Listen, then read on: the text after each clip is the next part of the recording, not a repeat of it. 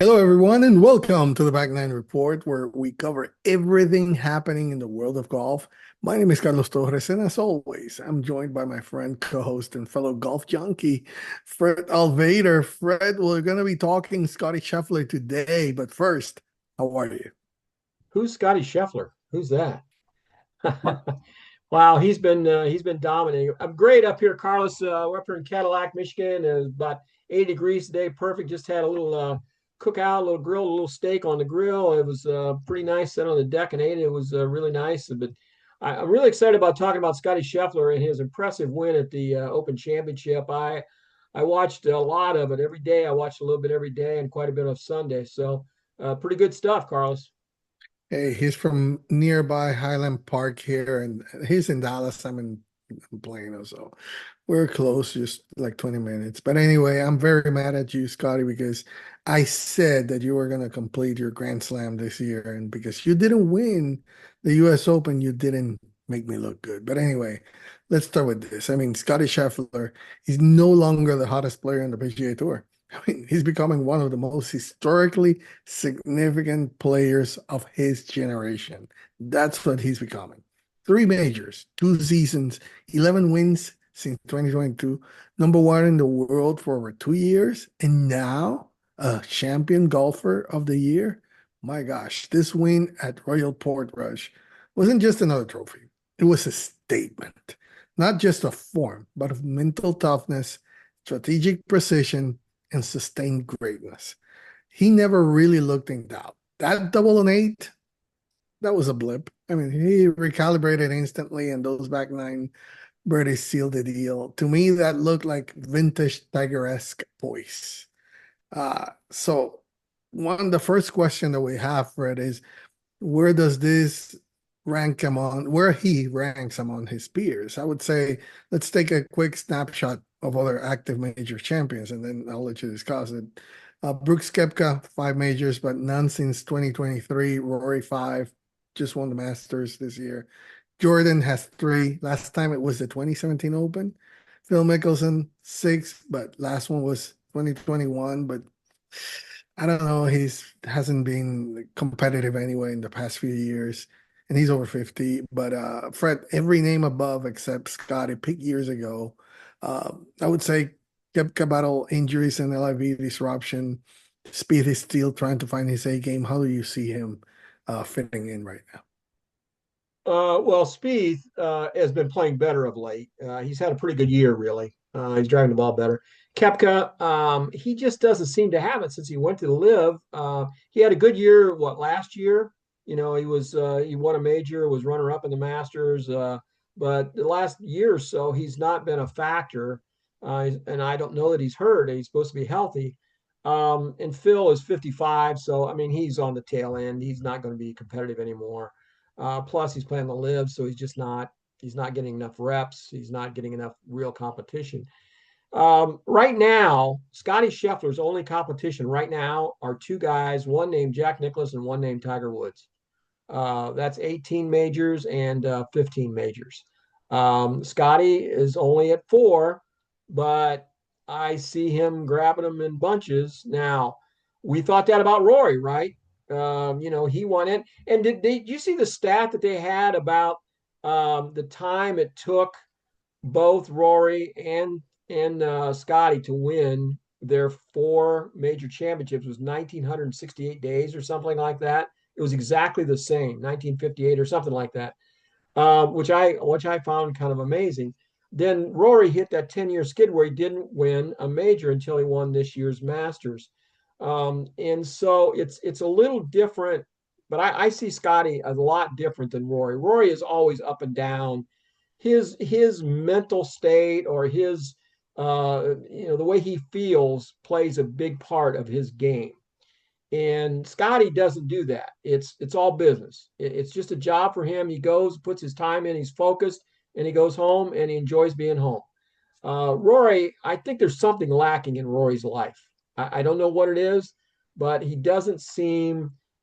seems lost to me a little bit. Maybe not. Maybe I'm misreading it, but he should be better than he is. And I don't get it.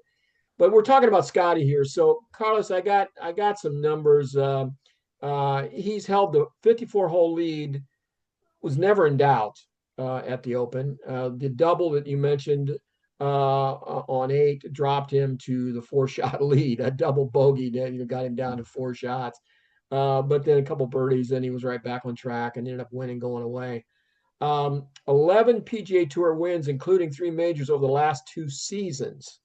That's pretty good. And what, a couple of those were majors, and then I think there was a Players in there, and then there was a Tour Championship in there. So um, you've got Scheffler and Seve Ballesteros, only players to win each of their first 3 major championships by at least 3 shots.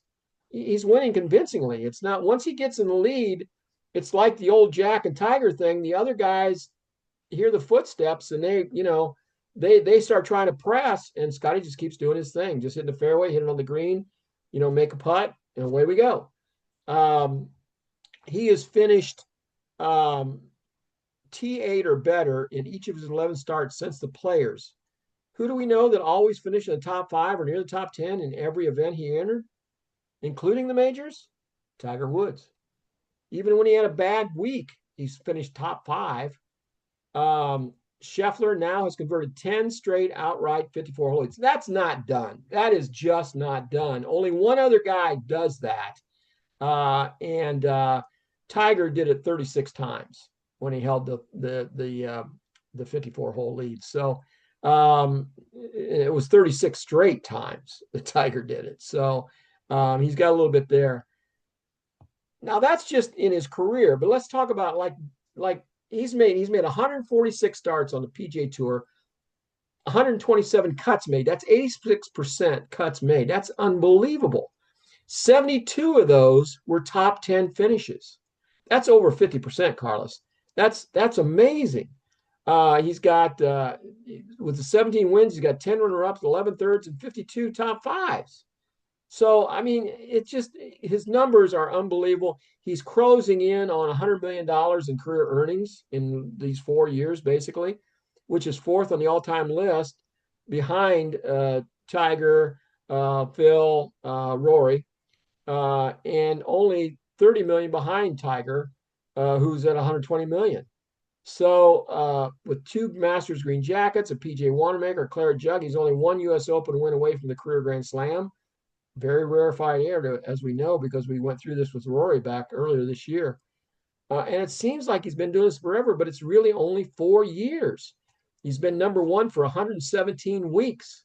Now he's got a long ways to go to catch Tiger, but still 117 weeks puts him right up there. So will he continue on this? He's not just a hot golfer, Carlos. He's not just on a streak. He's made it clear that he is here to win, here to stay, and here to be one of the game's greats. Definitely. And I would say also to add a little bit to what you said, that Scotty joined Seve as the only players to win each of their first 3 majors by at least 3 shots. He's now alone. He's done it 4 times. So not even Seve did that. So we're talking dominance, not scrapping by or getting lucky breaks. These are where wire to wire exclamation point victories. And also this tells you, that the T8 or better in all 11 starts since the Players, that's the kind of run we're used to see only from Tiger, like you're saying. It tells you Scotty isn't a pop and disappear major winner. He's there every week, every course, every setup. He's not chasing momentum. He is the momentum right now.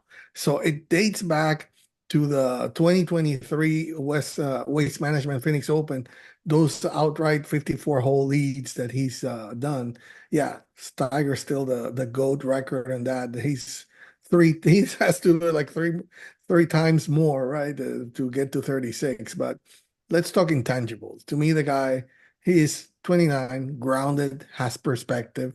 Golf isn't life or death to him, which is a different maybe from what Rory might be trying to think, or maybe a different mindset. He's mentally dialed in. I mean, emotionally he's steady and spiritually rooted. And That's he a has a life beyond the golf course.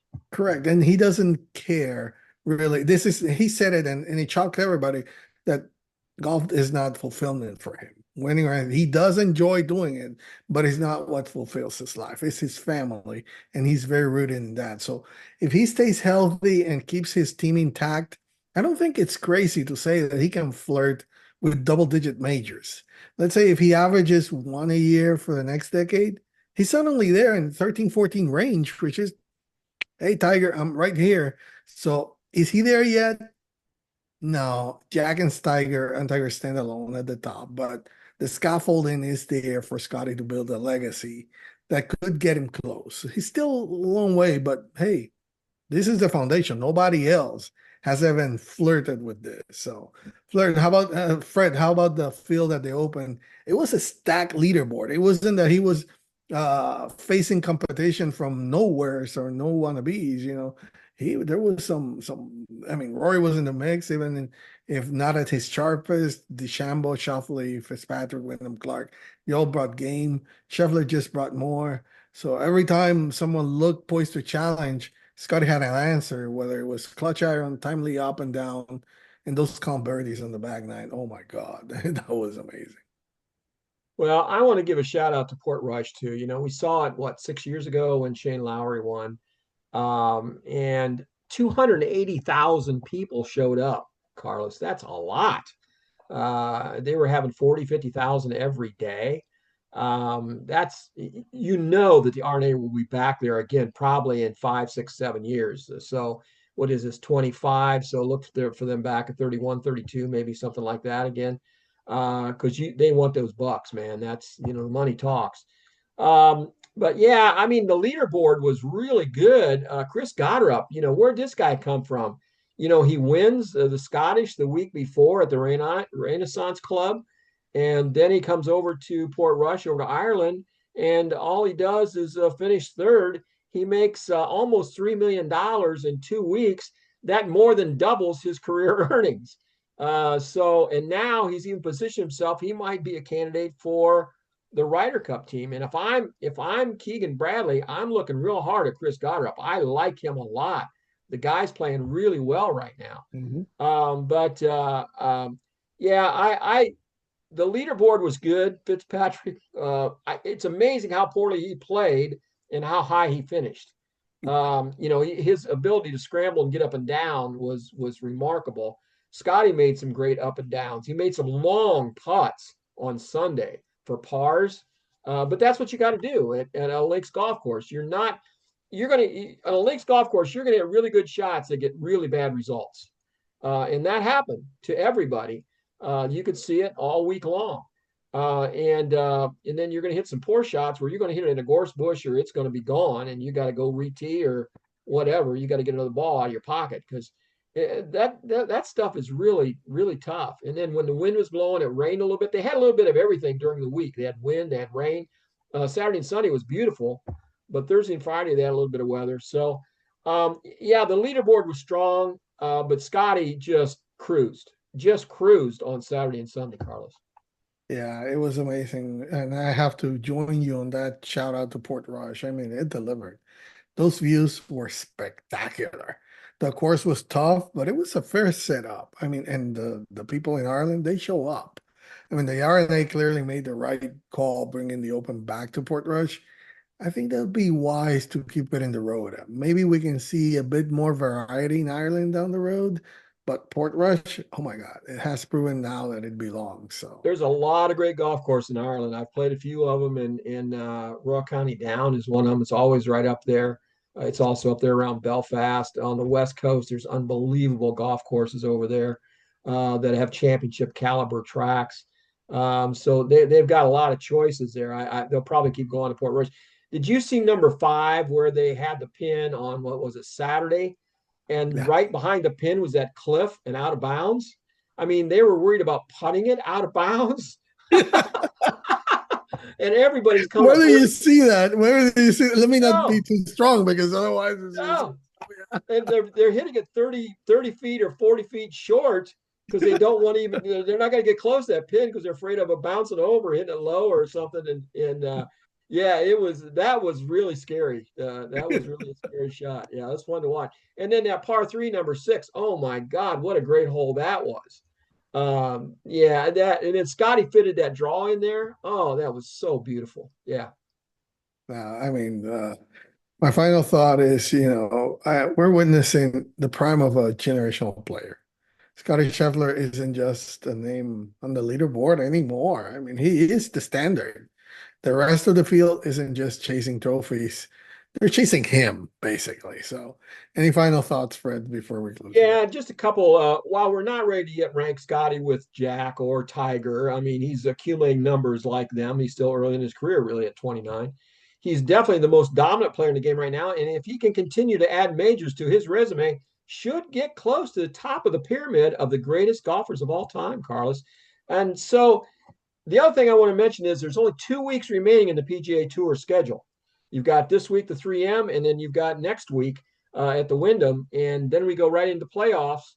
And the bonus structure, we talked about it a couple of weeks ago. There's going to be a bonus at the end of the season after the Wyndham. There's going to be a bonus after the second playoff event. And then the rest of it, the not going to be 25 million this year to the winner. It's going to be 10 million to the winner. The rest of the bonuses go out, or the guys just get what they get. There's no points or anything, no staggered handicap for the Tour Championship. It's just whatever you get, you get. So the other thing I want to mention, Carlos, before we sign off, we hope everyone gets a chance to check out American, Michigan, Ohio, and Indiana golf journals. This month, we feature the Evans Scholarship Program that has helped over 12,000 former caddies earn college scholarships, Carlos. That's great. So that'll do it for this edition of the Back Nine Report. From Scottie Scheffler's historic win at the Open to the Rising Stakes in today's game, one thing is clear. We're witnessing a new chapter in golf history. So thank you for spending part of your week with us. Remember to like and subscribe. So until next time, keep it on the short grass and enjoy the walk. Thank you.